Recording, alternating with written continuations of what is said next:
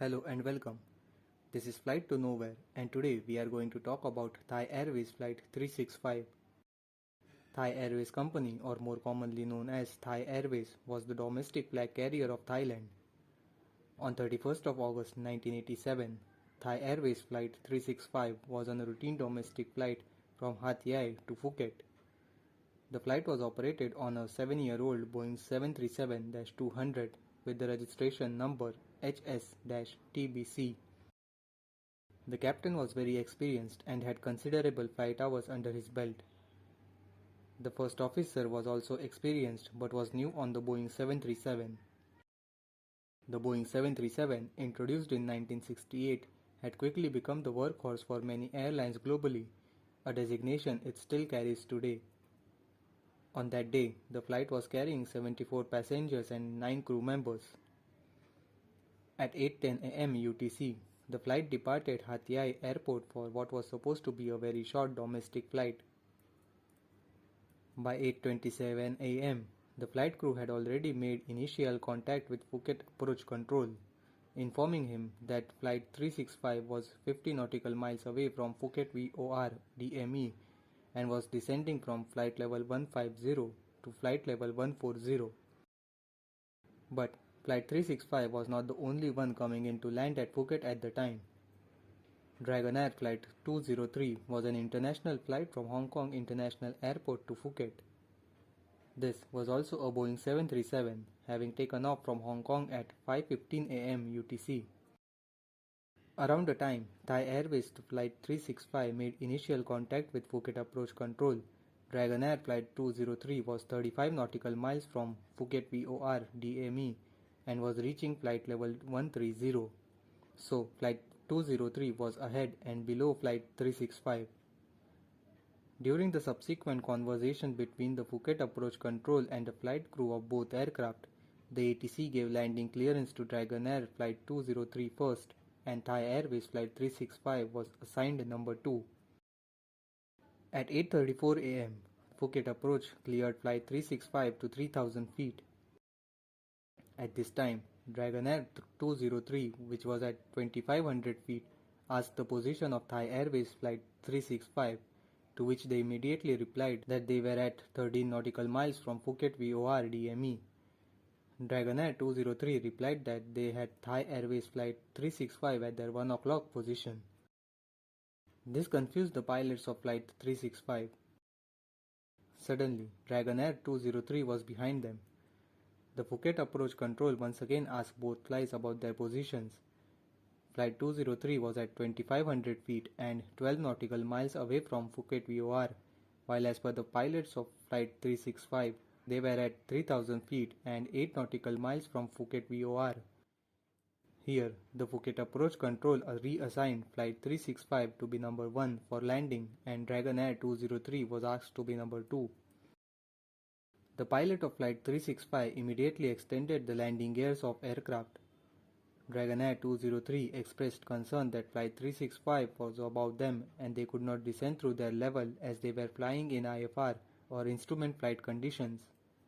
This created further confusion among the pilots of Thai Air 365 as the pilot again asked the approach control about who was landing first.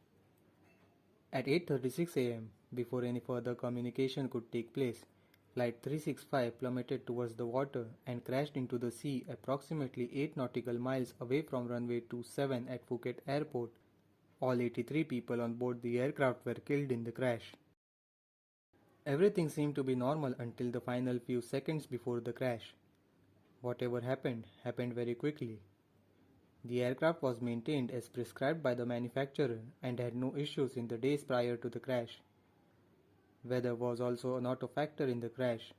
The FDR and the CVR recordings from the aircraft also indicated no malfunctions with any flight control systems. The aircraft seemingly fell from the sky within seconds.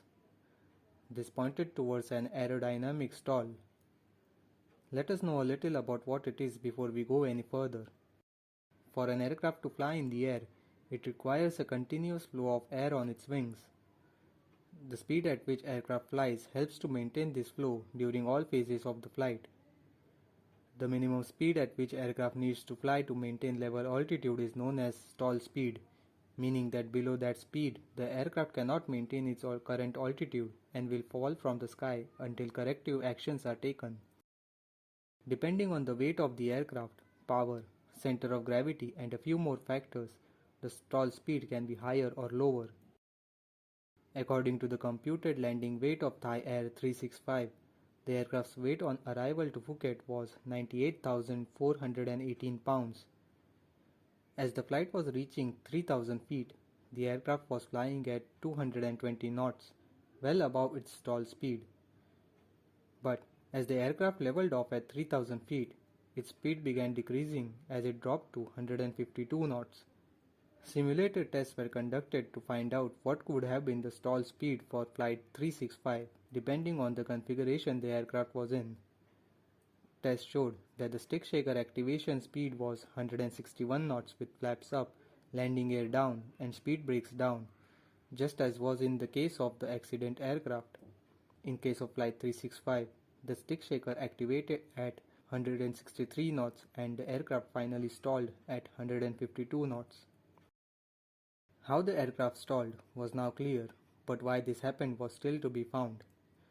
This is where Dragonair Flight 203 comes into the picture. You might remember the confusion that was created during the final moments of the crash regarding Dragonair's position and the landing sequence. During the initial phase, there was considerable distance between Flight 365 and Flight 203. As Flight 365 was flying much faster than Flight 203, Flight 365 somehow overtook Dragonair and was ahead of it at a higher flight level. During the last few moments, Flight 365 was 500 feet above Dragonair Flight 203. This in itself was a violation of the minimum vertical separation of 1000 feet required between the two aircraft. At this stage, realizing that Thai Air 365 was ahead of Dragonair 203, the Phuket ATC reassigned landing sequence to both aircraft. Thai Air was number 1 and Dragonair was number 2. Dragonair 203 at this point raised concerns about Flight 365 descending through its flight level, and this resulted in further confusion. Both pilots of Flight 365 were caught up in this. At the same time, the speed of the aircraft was decreasing rapidly. As both pilots were concerned about Dragonair's position, neither of them was monitoring the airspeed. This led to their aircraft stalling and crashing into the sea. Still, one important question remained. Could the pilots have done anything to save their plane? During the simulator tests, the test pilots were able to recover their plane from the stall while flying at 3,000 feet. But these were not the exact conditions in which pilots of Flight 365 were flying. They were preoccupied with the conversation with Phuket ATC and Flight 203. So when the stick shaker activated, their reaction to it was much slower than that of the test pilots. Also, Flight 365 pitched much more violently than the simulator flights did, making the recovery even more difficult. In the final report, pilot error was cited to be the main reason why Thai Airways Flight 365 crashed. The pilots had slowed down their plane too much during the confusion that ensued during the final moments.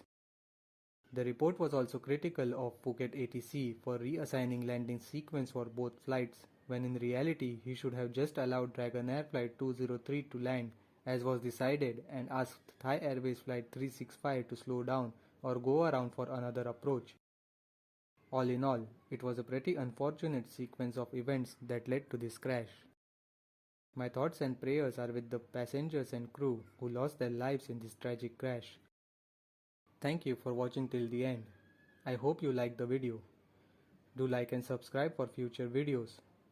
Feel free to drop down your suggestions in the comments below. Thank you once again.